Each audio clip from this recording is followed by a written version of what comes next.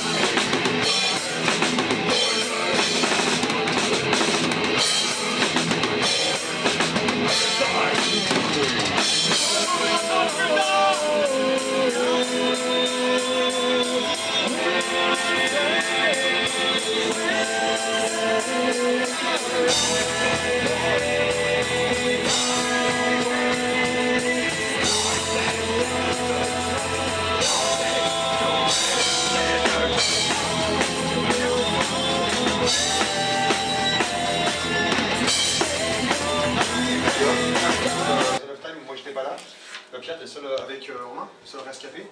Enfin, les compos, c'est Pierre, hein. The End of Time, c'est vraiment Pierre. Après, moi j'ai mis ma patte sur Fort. Après, Manu est arrivé. En fait, le fameux album que tu as loupé, c'est là où je suis arrivé aussi. C'est plus progressif, quoi. Ok, ouais, voilà. Chacun a amené sa patte. Et là, enfin, on a réussi à trouver un line-up stable. Je pense que le prochain. En fait, pour démarrer, nous, notre zik, à la base, que soit je suis un peu plus à l'origine au début, après elle a évolué grâce à l'apport de chacun. Mais à la base, on a vraiment une musique qui est inclassable en fait, parce que tu dis Black Death, t'as pas tort. En France, beaucoup de gens pensent qu'on fait du black, alors, et puis depuis longtemps, alors qu'on n'a jamais fait de black finalement. Ouais, parce qu'il n'y a pas tous les oripeaux black. Après, on mélange plein d'influences. C'est le truc, c'est-à-dire qu'on a grandi avec, pour faire simple, on a grandi avec la scène heavy, trash, speed mélodique, on a pris le début de la scène extrême intéressante, avec qui existait déjà, mais voilà, on a pris les premiers 10 mous dans la gueule, on a pris toute la scène def US avec les Obituary & Co, ça on a ramasse aussi, Decide. Et derrière, on a eu toute la scène suédoise avec les Dark Tranquillity at the Gates qui ont posé quelque chose. Et c'est cette scène-là qui, personnellement, moi, m'a donné envie de faire de la zik. Après, j'étais nourri de plein de choses. Personnellement, je pense qu'on là-dessus, tout le monde peut à peu près être d'accord avec ça. On a des goûts assez éclectiques en matière de métal et pas que. Et effectivement, après, au fil des albums, le premier album, il est vraiment, il paraît très black par rapport à la production, l'énergie, on va dire. L'énergie, le manque de maturité, peut-être, si tu veux. Non, je ne pas ça, mais la voix, enfin, quand j'écoute le premier album, j'écoute aussi du style un des premiers Marduk ou un des premiers Immortal, tu vois, je retrouve ce côté-là. Et après, c'est différent, ça évolue, puisque même, il y a même des... rien que dans Fort, pour moi, il y a une grosse différence entre le premier et Fort. J'en ai loupé probablement, mais c'est vrai que quand j'écoute Fort, des fois, on sent qu'il y a une évolution qui se fait, là, avec conséquence, c'est hallucinant et je trouve ça exceptionnel. Et j'écoute autant le premier que le dernier, pour moi c'est indissociable, mais est-ce que c'est maintenant un site que vous allez garder, ou est-ce que, parce que vous êtes trouvé en tant qu'identité, ou est-ce que vous allez peut-être évoluer, parce que voilà, les choses feront que vous allez évoluer. Je veux dire, c'est pas quelque chose de pensé, quoi, ça vient parce que c'est votre... C'est pas réfléchi, on peut pas avoir la prétention de s'être trouvé, parce qu'on cherche pas un style, en fait. On fait ce qui nous plaît au moment où on est inspiré, avec ce qu'on écoute sur le moment. Déjà, en fait, tous les quatre, autant qu'on est, on apporte chacun nos influences perso dans la musique. Et avec ce qui nous fait kiffer sur le moment, et c'est ce qui va nous amener à poser tel ou tel riff, à apporter telle ou telle idée. D'ailleurs, les prochaines compos, je trouve personnellement, ne ressemblent pas du tout à l'album d'avant. Exactement, il y a une évolution. Il y a une évolution, c'est bien d'être surpris. Il y a souvent des groupes qui d'album en album, font pas la même chose, mais sans pour autant être commercial. Parce qu'il y en a, ils font la même chose, ils sont dans le move de ce qui va arriver, de ce qui arrive au moment. Et il y en a certains, alors je sais pas le nom, mais je sais qu'il y en a un ou deux, que c'est jamais la même chose en fait. Et c'est un peu ce que je ressens avec vous en fait. Nous, c'est jamais deux fois la même chose, mais c'est toujours tu nous reconnais, il y a la patte. C'est ce côté mélange des genres, avec la même approche de la mélodie, le côté, bon, le chant. Pour le coup, c'est du début à la fin, pas à la fin encore, mais en gros, du début à maintenant, c'est toujours moi, donc c'est à ça, on va dire, ça peut être un fil conducteur. Et puis notre culture, voilà, qu'on a depuis au moins 3 albums en commun, 2,5 pour Manu. Mais voilà, donc je pense qu'il y a une vraie identité. Après, chaque fois, on se remet en question.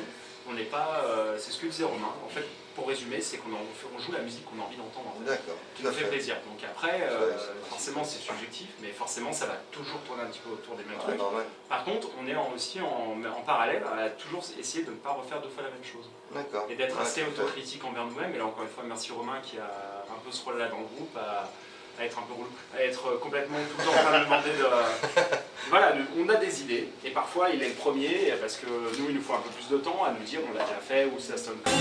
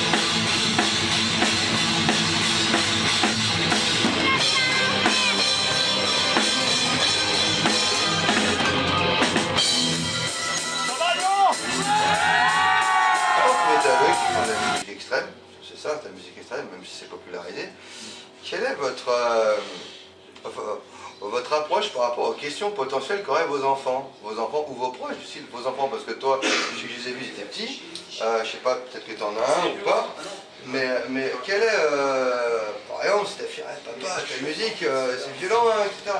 comment tu gères ça avec tes enfants? Parce qu'il y a aussi le truc, on a l'image du métalleux méchant, Satan, tu vois ce que je veux dire? Et à côté de ça, on se rend compte, bah, nous on est dans le milieu, on connaît des métalleux qui ont des enfants, qui les aiment comme si voilà, c'est leurs enfants, et c'est pas pour ça qu'ils vont les sacrifier, tu vois ce que je veux dire? Il y a toute cette image mauvaise qu'il y a, mais voilà, j'avais envie de dans cette question, parce que justement, voilà, la musique extrême, comment tu gères ça avec tes enfants, ou si vous avez des enfants ou des proches petits, comment, voilà, quand ils ont des questions, quand ils sont là, est-ce que vous leur expliquez? Est-ce que tu vois, c'est que de la musique, tu vois, voilà, comment vous gérez tout ça en fait? Je commence. Vas-y, commence. Ouais, moi, à titre perso, en fait, si tu veux, évidemment, j'écoute pas de la zik en permanence à la maison, en bagnole, voilà. Mais pour le coup, pour eux, c'est normal en fait. Ils n'ont pas de préjugés, ils sont complètement neutres et ils ont découvert ça au travers des albums que je pouvais écouter, voilà, quand ils sont dans le coin, ou les t-shirts que je peux porter de temps en temps. Et pour eux, ils l'ont intégré comme faisant partie de la vie en fait. Si tu veux, ils vont au centre aéré, ils vont triper avec leurs potes sur Black M là, et après ils rentrent à la maison, on écoute du Halloween ou ils viennent me voir en concert, et la fois à laquelle tu fais référence, c'est la seule fois et c'était cool. C'était la première fois, il y en aura sûrement d'autres, mais là c'était pratique, c'était bâtard. Où ça? À Montaigny, ouais. Ah, ok. On jouait à 16h, à 20 minutes en bagnole de la maison, je veux dire, c'est là où jamais quoi. Ouais, 10 ans, 7 ans, c'est gérable, ça se passe bien. Et pour eux, ils ont trippé parce qu'ils m'ont vu, ça c'était chouette, mais eux aussi, ils ont participé à quelque chose qui au quotidien, ils me voient partir en répète, ils m'entendent faire de la musique, mais c'est immatériel. Là, ils ont participé, ils ont vu ce que c'était, ils ont bien rigolé, ils n'ont pas été par tous les encore une fois, si je reviens au truc, c'est qu'ils n'ont pas de. Ils sont neutres. Enfin, je pense que les questions que tu soulèves, c'est des questions d'adultes. Ouais, parce que les enfants qui grandissent, tu peux prendre n'importe quel style de musique, je sais pas, du classique, du jazz, du rap, un homme qui grandit en entendant ça, c'est ses bases de connaissances. Plus tu élargis les bases musicales de l'enfant, plus il sera ouvert et puis au moment il se posera de questions. Quoi. Et surtout, il met pas de barrière. Pour lui, c'est pareil. Ouais, c'est pareil. Je citais Black M ou pour en citer d'autres, en mode mainstream, quoi, en mode c'est ce à quoi ils ont accès dans d'autres milieux. Ouais, tout à fait. Bah, pour eux, c'est pareil. Il n'y a pas de barrière que nous on peut avoir.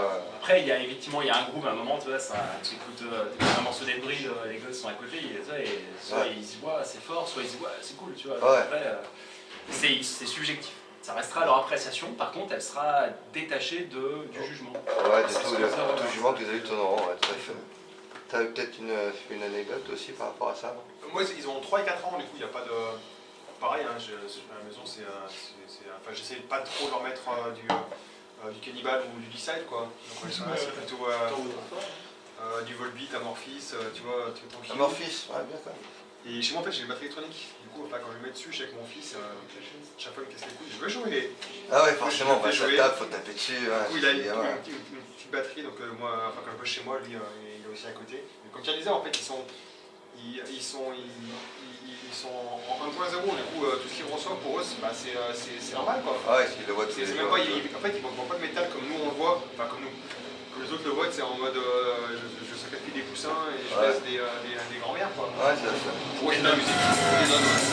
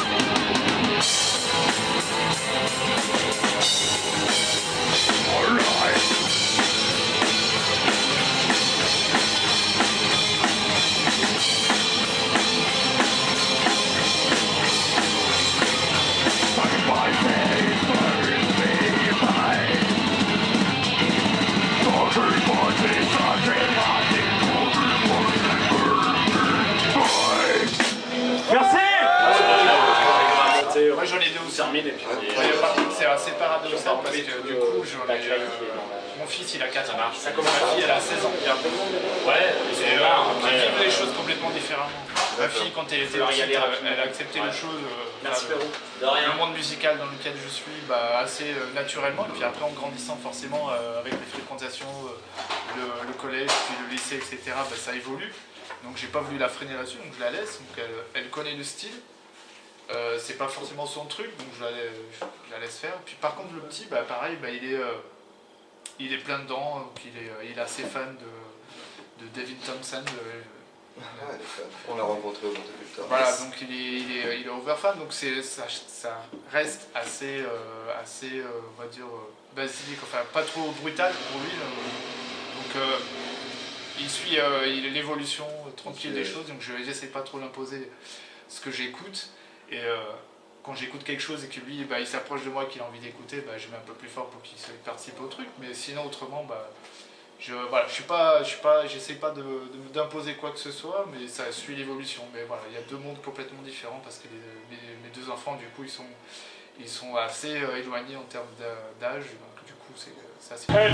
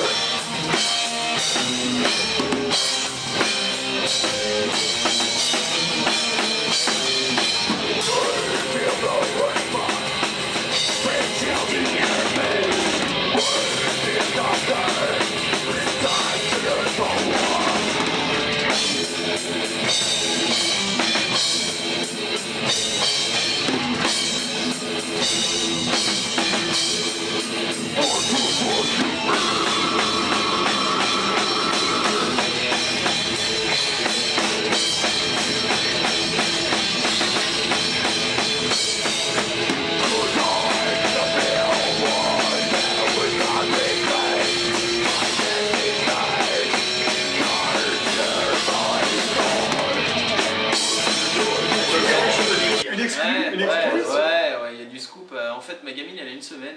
Ah, d'accord, voilà. bien. Donc, félicitations. Toutes les questions là, en fait, c'est pas trop d'actualité. Non, Après, le premier morceau qu'elle a entendu extra utéro de sa vie, c'est Alice in Hell de Annihilator. Je sais pas si ça répond à ta question, mais bon, je pense qu'elle aura un peu les oreilles dedans, quoi. Et puis tous les jours sur le sein, elle a un autre truc dans les oreilles. Je sais pas, tout à l'heure, c'était... qu'est-ce que j'ai foutu du Slayer? Tu fais du bon cocktail, hein, pardon. Voilà. Donc ça fait mal à la mère parce qu'elle quand elle t'aime, elle fait comme ça. Et... D'accord. Voilà, donc on verra plus tard. Hein.